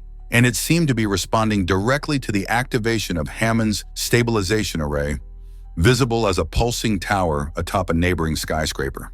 He's not stabilizing it, she realized. He's directing it. Whatever these phenomena are, his technology isn't protecting us from them. It's harnessing them. For what purpose? Riley asked, joining her at the window. Control, Rachel said simply. The ultimate form of information management. Reshape reality itself rather than just the narrative about it. She turned back to Simon. We need to send the counter-narrative now, before the stabilization fields reach full strength. If Hammond's technology can manipulate these phenomena, it can probably block our transmission too. Simon nodded grimly, fingers poised over his keyboard. Ready when you are. Rachel took a deep breath, mentally reviewing everything that had led her to this point. Her grandmother's warnings, the verified patterns of anomalies, the documented history of information suppression, and now Hammond's carefully orchestrated solution. The story needed to be told, the full context revealed, before Hammond's version became the only accessible truth. Send it, she instructed. Simon pressed a sequence of keys. For a moment, nothing happened. Then all their phones simultaneously emitted the distinctive alert tone of the emergency broadcast system. Rachel checked her screen to see her own words displayed under an emergency information update header. Important correction to recent broadcast. Evidence indicates the stabilization arrays activated by Ezra Hammond are not designed to protect civilian infrastructure, but to manipulate atmospheric phenomena for purposes not disclosed to the public. Documentation reveals Hammond Technologies' connection to Project Cassandra, a government initiative controlling information about these events for decades. Full investigation with supporting evidence available at the secure link below. Download immediately before potential communications disruption. Link is already getting thousands of hits, Simon reported, watching a data counter on his screen tick rapidly upward. People are downloading the complete article and documentation. Rachel nodded, feeling a complex mix of professional satisfaction and personal apprehension. She had done what any good journalist would do, reported the truth as best she could determine it, provided evidence and context, and allowed the public to make informed judgments. Yet the scale and significance of this particular story went far beyond anything she had tackled before. Look, Riley said suddenly, pointing toward the Hammond Technologies tower. A visible pulse of energy was emanating from the stabilization array on its roof, a rippling wave that spread outward and upward toward the disk of light. As it reached the phenomenon, the disk's rotation pattern changed again, becoming more erratic, almost as if the two forces were in conflict. Hammond's people will trace the emergency alert to us soon, Simon warned, beginning to disconnect and pack his equipment. We should relocate before... He never finished the sentence. A massive pulse of light from the aerial phenomenon bathed the city in blinding radiance for several seconds. When Rachel could see again, every electronic device in the room had gone dark. Simon's sophisticated equipment, their phones, even the battery-powered emergency lamp in the corner. EMP, Simon said grimly, but focused somehow, targeting specific areas. From their window, they could see that power had been cut to their building and several surrounding blocks. But tellingly, the Hammond Technologies tower remained fully illuminated, its stabilization array still pulsing with energy. He's isolating opposition, Riley concluded, neutralizing anyone who might challenge his narrative while maintaining his own capability to broadcast. Rachel moved quickly to gather her notes and the physical copies of key documents. We need to get this information out through alternative channels. Old school if necessary, print, word of mouth, physical distribution. There's a contingency network in place, Riley assured her. People ready to spread information if digital methods are compromised. But first, we need to get to somewhere safer. Hammond now knows someone is challenging his narrative, and he has the resources to identify and neutralize threats. As they prepared to leave the darkened apartment, Rachel took one last look at the aerial phenomenon. Its pattern had stabilized again, now turning in perfect synchronization with the pulses from Hammond's array. Whatever contest of wills had briefly played out in the sky above Manhattan, Hammond's technology appeared to have prevailed for the moment. Yet something about the phenomenon still seemed to resist complete control. Subtle variations in its rotation, occasional pulses of independent light that broke the established pattern, as if it were not merely a natural event being manipulated by technology, but something with its own complex dynamics only partially understood by those attempting to harness it. Rachel remembered her grandmother's final journal entry. The convergence cannot be controlled, only guided. Those who mistake influence for mastery will learn the ancient lesson, that the forces beyond our understanding follow patterns we can observe, but never fully command. As they slipped out of the building into streets filled with confused citizens, staring at dead phones and darkened buildings, Rachel felt the weight of her role in what was unfolding. She had chosen to challenge the official narrative, to offer an alternative perspective based on the evidence she had gathered. Now she had to follow through, to continue investigating, reporting, revealing, no matter where the story led. Above them, between the towers of the partly darkened city, the disk of light continued its measured rotation, neither fully tame nor completely wild, a cosmic question mark hanging over a world in transition. The following days unfolded like a surreal chess match played across the global stage. Hammond's stabilization narrative dominated official channels. Government briefings, major news outlets, and functioning social media platforms all amplified his message of technological salvation and managed transition. But Rachel's counter-narrative persisted, spreading through alternative networks. Printouts passed hand to hand, amateur radio broadcasts, independent journalists who still valued truth over access, and the thousands who had downloaded her complete investigation before the targeted communications blackout. New York had been divided into functional and non-functional zones, areas where Hammond's technology maintained power and communications, and dead zones where resistance to his narrative was strongest. Similar patterns emerged in major cities worldwide, creating a patchwork of controlled and contested spaces, both physical and informational. Rachel had spent the past 72 hours in constant motion, gathering new evidence, connecting with sources, and distributing updated reports through Riley's network of academics, journalists, and concerned citizens.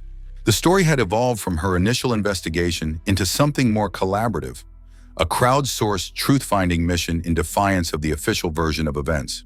Now, as sunset painted the sky in colors almost as strange as the persistent disk of light that had become a fixture above the city, Rachel stood on the roof of an abandoned warehouse in Brooklyn, watching Manhattan's divided skyline across the East River.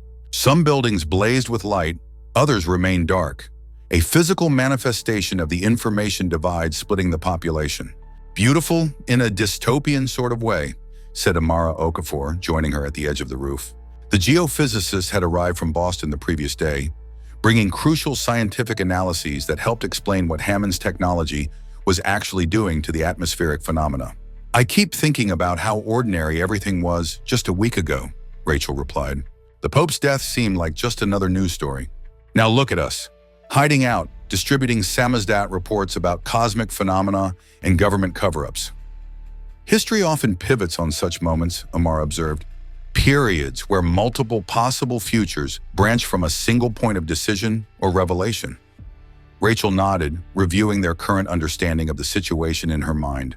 Hammond's stabilization arrays were indeed interacting with the atmospheric phenomena, not suppressing them, but subtly redirecting their energies. The technology appeared designed to channel the phenomena's electromagnetic properties into a global network that could potentially monitor and influence everything from weather patterns to digital communications to human brain activity itself. It was the ultimate surveillance and control system, disguised as protection from natural disaster. And it was being deployed with the full cooperation of governments worldwide, all too eager to embrace a solution that promised stability while expanding their power. Riley's contact at No Way confirmed our suspicions, Rachel said. The arrays aren't just passive receivers. They're actively directing energy back into the atmospheric phenomena, creating a feedback loop that increases their power and reach. Precisely what my models predicted, Amar agreed. But there's something they didn't account for. The phenomena themselves seem to be adapting to the manipulation. almost as if they're learning. This had been the most unsettling discovery of the past days. Whatever these atmospheric manifestations were, whether purely natural events as Hammond claimed, or something more complex as Rachel's investigation suggested, they displayed patterns that defied simple classification. They responded to the stabilization arrays in increasingly sophisticated ways, sometimes conforming to Hammond's direction, other times exhibiting unexpected behaviors that his technology scrambled to accommodate. Simon's latest analysis just came in, Rachel said, checking her jury-rigged communication device, a modified amateur radio adapted to receive encrypted digital transmissions from their network. He's detected a new pattern emerging in the phenomana's rotation cycle, some kind of acceleration or intensification building toward something. A climax point, Amara suggested. If these phenomena follow natural cycles as I believe they do, we may be approaching a peak phase, a moment of maximum intensity before the system begins to normalize. And Hammond is trying to control that peak moment, Rachel concluded, to harness whatever energy or effect it produces for his own purposes. Their conversation was interrupted by the arrival of Riley, accompanied by a young woman Rachel hadn't met before. Sharp-eyed and alert, dressed in the practical clothes of someone accustomed to moving unnoticed. Jennifer Chen, Riley introduced her. Department of Energy whistleblower. She has information about Hammond's endgame. I was part of the team analyzing the preliminary test data from the stabilization arrays, Jennifer explained without preamble. What they're calling stabilization is actually phase manipulation. They're trying to synchronize the atmospheric phenomena with specific electromagnetic frequencies that can interface with both digital systems and neural activity. Mind control? Rachel asked skeptically, her journalist caution reasserting itself. Not directly, Jennifer clarified. More like influence enhancement. The technology can amplify certain types of messaging, making them more persuasive, more likely to be accepted without critical examination. It's the next evolution of the information control strategies Hammond has been developing for years. And the timing? Amara inquired. When do they plan to activate this capability? Tonight, Jennifer said grimly. When the atmospheric phenomena reach what our models project as peak intensity, approximately 10:37 p.m. Eastern Time. Hammond plans a global broadcast at that exact moment, using the enhanced influence effect to establish his narrative as the dominant reality worldwide. Rachel checked her watch. Just over 3 hours away. We need to warn people. Get them to turn off all devices, avoid the broadcast entirely. That's why I came to you, Jennifer said. Your network is the only independent information channel with sufficient reach. But even if you succeed, Hammond has contingencies. The atmospheric manipulation will continue, just more gradually. He's playing a long game. Rachel processed this information, journalist instincts automatically organizing it into a coherent picture. Hammond wasn't just controlling the narrative about the phenomena, he was using the phenomena themselves to enhance his control over all future narratives. It was information management raised to a cosmic level. We need to do more than warn people, Riley said, voicing what Rachel was thinking. We need to disrupt the broadcast itself, or better yet, the connection between the broadcast and the atmospheric amplification. The primary control center is in Hammond Tower, Jennifer offered. That's where the broadcast will originate, synchronized precisely with signals to all stabilization arrays worldwide. Getting in would be impossible, Amara pointed out. The security... Actually, Jennifer interrupted, I still have active credentials. The system blacklist hasn't been updated to include me yet. I could get a small team inside, but only for a short window. They all looked at Rachel, recognizing that this had evolved beyond a journalistic investigation into something more direct. A choice to actively intervene rather than simply report. Rachel thought of her grandmother's words about making choices when the moment came. Was this what Mary had foreseen? Not Rachel as passive chronicler of events, but as an active participant in their resolution? If we do this, she said carefully, we need to be clear about our objective. We're not destroying anything or hurting anyone. We're simply ensuring that people have access to unmanipulated information so they can make their own informed choices. The journalist's prime directive, Riley nodded, truth before influence. There's a technical vulnerability we could exploit, Jennifer suggested. The system requires precise synchronization between Hammond's broadcast and the atmospheric phenomena. If we could introduce a desynchronization, even by a few seconds, it would prevent the enhanced influence effect from establishing. And how would we do that? Rachel asked. By accessing the master control console and adjusting the timing parameters, Jennifer explained, it wouldn't stop the broadcast, but it would ensure it goes out as normal communication, subject to people's natural critical faculties, rather than as enhanced persuasion. The plan took shape quickly. Jennifer would use her credentials to get Rachel and Amara inside Hammond Tower under the guise of technical consultants. Riley would coordinate from outside, managing communication with their broader network and preparing to distribute Rachel's final report, whatever they discovered inside. As they gathered equipment and made final preparations, Rachel took a moment alone on the roof, watching the disk of light above Manhattan pulse with increasing intensity. Its rotation had accelerated noticeably even in the past hour, and new patterns were emerging within its structure, concentric rings of energy flowing inward and outward in complex rhythms. She thought about her journey over the past week, from skeptical journalists dismissing her grandmother's superstitions to someone standing on the threshold of direct action against a global-scale attempt at information control. Had Mary known it would unfold this way? Had she somehow seen this moment in Rachel's future? Not through prophecy, Rachel murmured to herself, but through knowing me. Knowing what I would do when confronted with evidence of truth being suppressed. Whatever cosmic or natural forces were manifesting in the sky above, whatever ancient patterns were repeating or new ones emerging, the human element remained constant.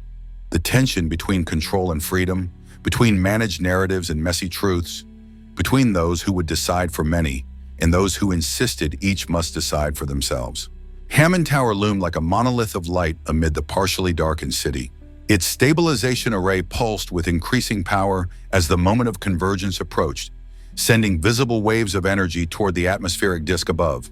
Rachel, Amara, and Jennifer approached through the underground parking structure, where Jennifer's credentials still granted access.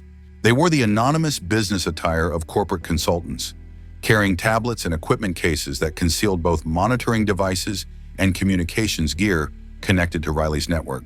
"Security checkpoint ahead," Jennifer warned as they reached the executive elevator bank. "Follow my lead, speak only if directly addressed, and remember, we're supposed to be here." The guard barely glanced at Jennifer's credentials before waving them through, his attention fixed on the multiple security monitors showing the increasingly dramatic atmospheric effects visible from the tower's exterior cameras. The elevator whisked them to the 87th floor, the technical heart of Hammond's operation, where the broadcast would be synchronized with the atmospheric phenomena. As the doors opened, they stepped into a hive of activity, dozens of technicians monitoring stations arranged in concentric circles around a central platform where Hammond himself stood, reviewing final preparations. "This way," Jennifer murmured, guiding them toward a secondary control station positioned away from the main activity. "We need to access the synchronization parameters without drawing attention." They moved purposefully through the room, projecting the confident body language of people who belong there. Rachel observed everything with a journalist's trained eye. The technology far more advanced than anything publicly known. The palpable tension as technicians made final adjustments. The views of the atmospheric disk on wall-sized displays showing its accelerating rotation and increasingly complex internal patterns. "It's almost alive," Amara whispered, staring at the high-resolution images. "The way it's responding to the array's signals? It's not just reacting, but anticipating, adapting." "Focus," Jennifer reminded her as they reached the auxiliary console. "We have minutes at most before someone questions our presence." While Jennifer began accessing the synchronization controls, Rachel surreptitiously activated the recording devices concealed in her equipment case, documenting everything: the technology, the preparations, the atmospheric response. Whatever happened next, there would be evidence of what Hammond had actually built and how it connected to the phenomena. "We have a problem," Jennifer said quietly, her fingers pausing over the controls. "The synchronization system has been upgraded since my last access. There's a new authentication requirement I can't bypass." Rachel scanned the room, noting the increasing activity as the convergence moment approached. Hammond now stood at the central platform, surrounded by key technical staff reviewing final readiness checks.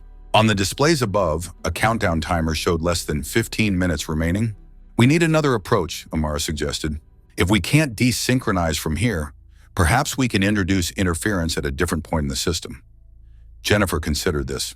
The broadcast feed itself, if we could delay it by even a few seconds relative to the atmospheric pulse, it would break the enhancement effect. And how do we do that? Rachel asked. Before Jennifer could answer, a security alert flashed across several screens, accompanied by a subtle shift in the room's energy as personnel began checking stations and eyeing unfamiliar faces. "They've flagged your credentials," Amara whispered to Jennifer. "We need to move now," but it was too late. Security personnel were already moving in their direction, hands moving to weapons as they approached.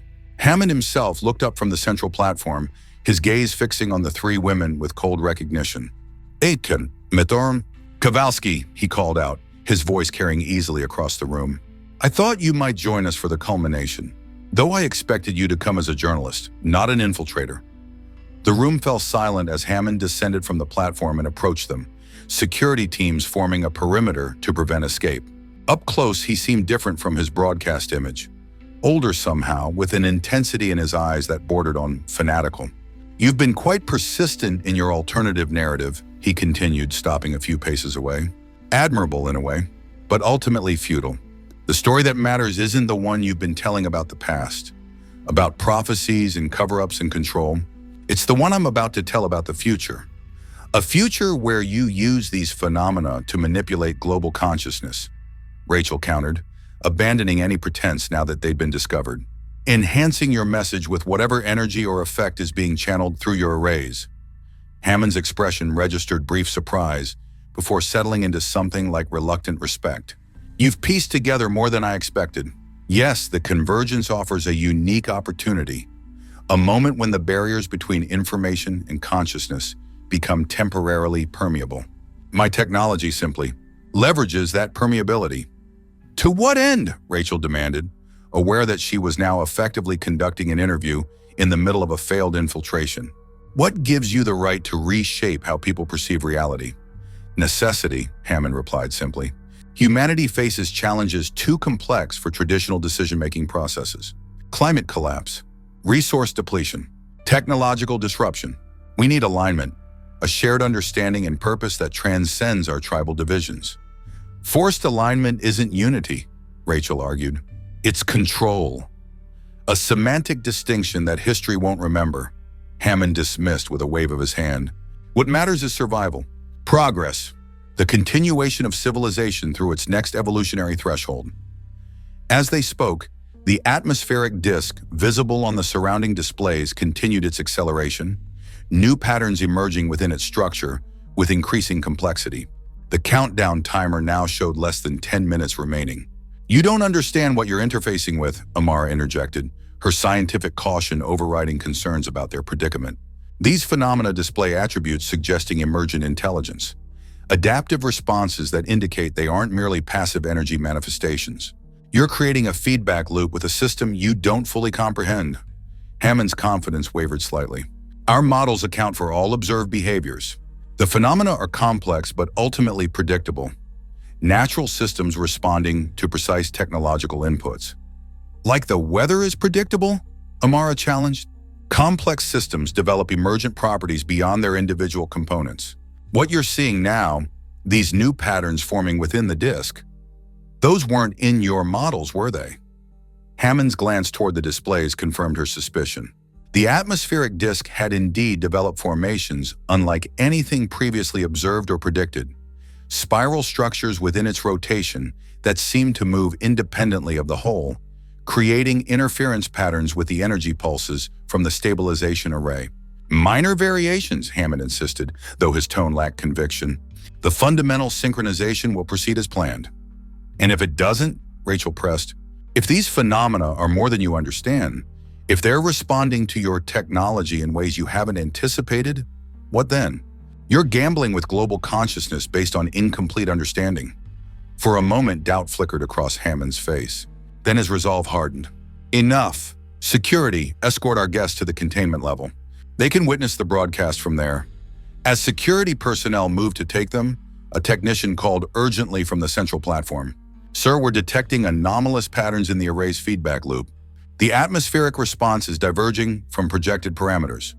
Hammond turned sharply toward the displays where the disk's behavior was visibly changing, its rotation developing a counter-rhythm that clashed with the pulses from the array, creating visual interference patterns like ripples in a disturbed pond. Compensate, Hammond ordered, striding back toward the central platform. Adjust the array's output to match the new rotation pattern. We're trying, sir, the technician replied, fingers flying across controls. But it's adapting faster than we can recalibrate. It's almost as if it's deliberately evading synchronization. In the momentary confusion, Rachel caught Jennifer's eye, noting her subtle gesture toward a nearby emergency alarm panel. Understanding immediately, Rachel nodded and began slowly shifting position, preparing for their last opportunity to disrupt Hammond's plan. 2 minutes to convergence peak, announced an automated voice as the countdown continued. Hammond now stood at the central console, personally directing attempts to restore the planned synchronization between the broadcast and the increasingly erratic atmospheric phenomena. Now, Jennifer suddenly shouted, lunging toward the alarm panel and smashing it with her equipment case. Immediately, sirens blared throughout the floor. Automatic fire protocols engage, sprinklers activating and emergency lighting replacing the normal illumination. In the chaos, Rachel, Amara, and Jennifer broke away from their distracted guards, moving rapidly toward a service exit Jennifer had identified during their planning. "Stop them!" Hammond shouted over the alarms, but his technical team was fully occupied with the deteriorating synchronization, and security personnel were conflicted between pursuing the intruders and maintaining their posts during an emergency. As they reached the service corridor, Rachel paused for one final look at the central room. The displays showed the atmospheric disk now in full disruption, its elegant rotation fractured into competing patterns that negated each other. The energy pulses from the stabilization array seemed to be absorbed without effect, like waves disappearing into sand. 30 seconds to convergence, the automated voice announced as Rachel pulled the service door closed behind them. They raced down emergency stairs, Jennifer leading them toward a maintenance exit that would bypass the main security checkpoints. Behind them, alarms continued to wail as Hammond's carefully orchestrated moment of global influence dissolved into technological failure and atmospheric unpredictability. "We may not have stopped the broadcast," Jennifer panted as they descended, "but the synchronization is broken. Whatever enhanced effect Hammond planned won't materialize. Just failure. It was adaptation.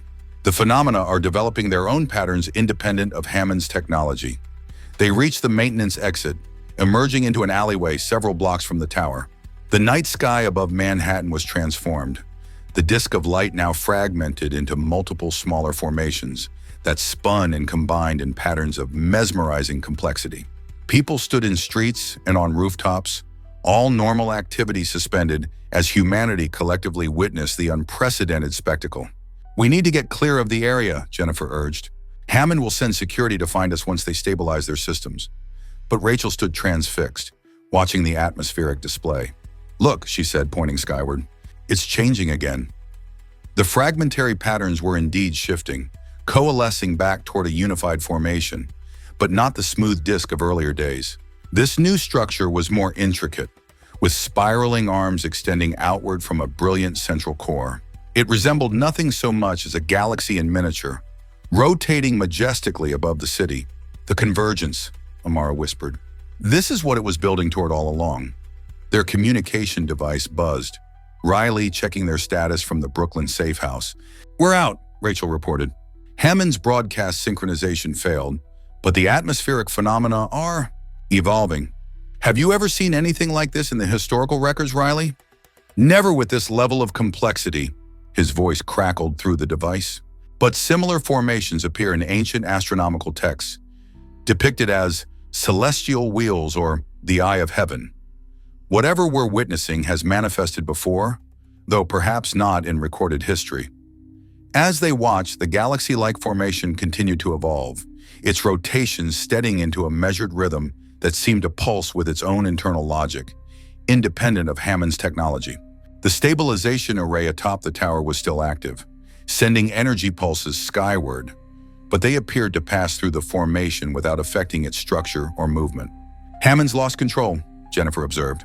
"Whatever connection his technology temporarily established with these phenomena, it's been severed or transformed into something he didn't anticipate." Rachel's journalistic mind was racing, processing the implications of what they were witnessing. Hammond had attempted to harness these phenomena for information control, to enhance his ability to shape narrative and perception. But the phenomena themselves had evolved beyond his ability to direct, developing patterns that suggested not just complexity, but agency. "We need to document this," she said, retrieving a small camera from her equipment case. "Whatever happens next, people deserve to see it without Hammond's interpretation mediating their understanding." As she began recording, the galaxy-like formation above reached what appeared to be a state of perfect equilibrium, its rotation neither accelerating nor slowing, its structure neither expanding nor contracting. It hung above the city like a cosmic question mark, defying both scientific explanation and technological control. "What do you think it is?" Rachel asked Amara, who was studying the formation with professional intensity despite their precarious situation. "Really, scientifically, what are we looking at?" The geophysicist considered for a long moment before answering. "I believe we're witnessing the visible manifestation of cyclic patterns that normally operate beyond our perception. Interactions between Earth's magnetic field, solar radiation, and cosmic energies that occur perhaps once every few thousand years. Ancient people may have observed previous manifestations and interpreted them through religious or mystical frameworks, as signs from gods or omens of change." "And are they?" Rachel pressed. "Signs or omens, I mean." Amara smiled slightly. "Science doesn't deal in signs and omens. But these phenomena do coincide with periods of significant transition in human history. Technological shifts, cultural transformations, the rise and fall of civilizations. Whether that's causation or correlation remains unclear." "One thing is clear," Jennifer interjected, checking her watch. "Hammond's broadcast moment has passed. Whatever enhanced influence effect he planned has been disrupted by the phenomena's independent evolution." They made their way through side streets toward a rendezvous point where Riley's associates would transport them back to the Brooklyn safe house. All around them, people remained focused on the sky, many recording with phones or simply watching in silent wonder. There was no panic, no chaos, just collective witnessing of something beyond ordinary experience. Rachel's thoughts turned to her grandmother. Had Mary somehow intuited this moment? Not through supernatural prophecy, but through careful observation of patterns others dismissed, through connecting historical dots across centuries of human experience? The prophecy of the 112th Pope hadn't predicted the end of the world. It had marked the beginning of a transition, a convergence of cycles both natural and human. "Hammond was right about one thing," she said as they walked. "This is a threshold moment, not because of his technology or the prophecy itself, but because of how humanity responds to what we're witnessing. Do we surrender to manipulation and control, or do we face uncertainty with open eyes and critical minds?" The journalist's question, Amara noted with approval, always circling back to human choice and agency. They reached the rendezvous point, an abandoned subway entrance cordoned off during the recent disruptions. As they prepared to descend, Rachel took one final look at the phenomenon above Manhattan. Its galaxy-like structure remained steady, but now subtle waves of color were rippling through its spiral arms. Blues, greens, violets, and hues that seemed to exist at the very edge of human perception. "Beautiful," she murmured, raising her camera for one last recording.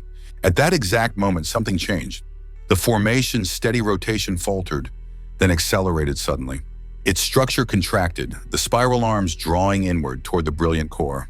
Light intensified until it was almost painful to look at directly. "Something's happening," Jennifer said unnecessarily, all of them frozen in place despite the risk of remaining exposed. The phenomenon continued its rapid contraction, condensing into a sphere of pure white light that pulsed with increasing frequency. Then, without warning, it expanded outward in a silent flash that illuminated the entire city as if in full daylight for a single, breathtaking second. And then it was gone. Where the complex formation had been, only empty night sky remained. Stars once again visible above Manhattan, the moon partially obscured by normal clouds. No trace of the phenomenon remained visible to the naked eye, though Rachel knew scientific instruments would detect residual effects for days or weeks to come. Around them, the city seemed to hold its breath. Then gradually, normal sounds resumed. Traffic, distant sirens, human voices expressing wonder and confusion. The moment of convergence had passed, leaving humanity changed not by Hammond's technological manipulation, but by collective witness of something beyond explanation. "What happens now?" Jennifer asked as they finally descended toward their transportation. "Now," Rachel replied, securing her camera and notes, "we tell the story. Not Hammond's version, not whatever the government tries to shape it into, but what we actually saw and experienced. The evidence, the context, the unanswered questions, all of it." "And the prophecy?" Amar asked. How does that fit into your reporting? Rachel considered this carefully.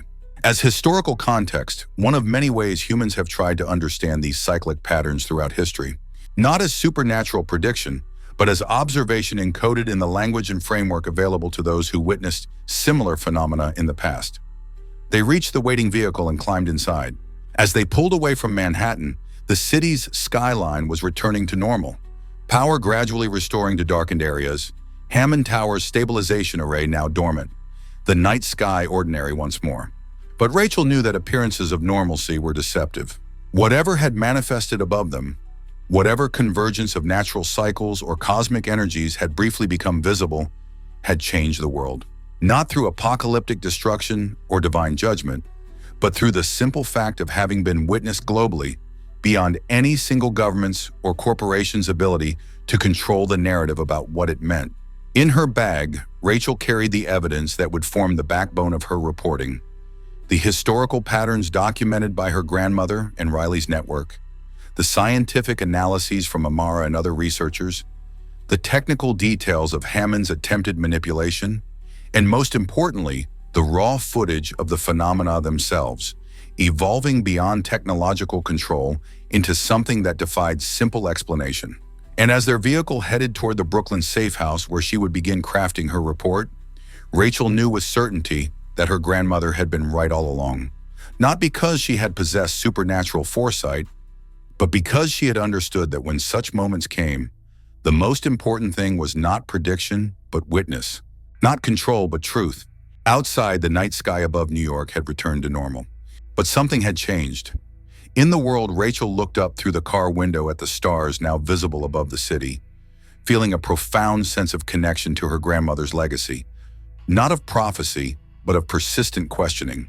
Not of certainty, but of the courage to face uncertainty with open eyes and critical mind.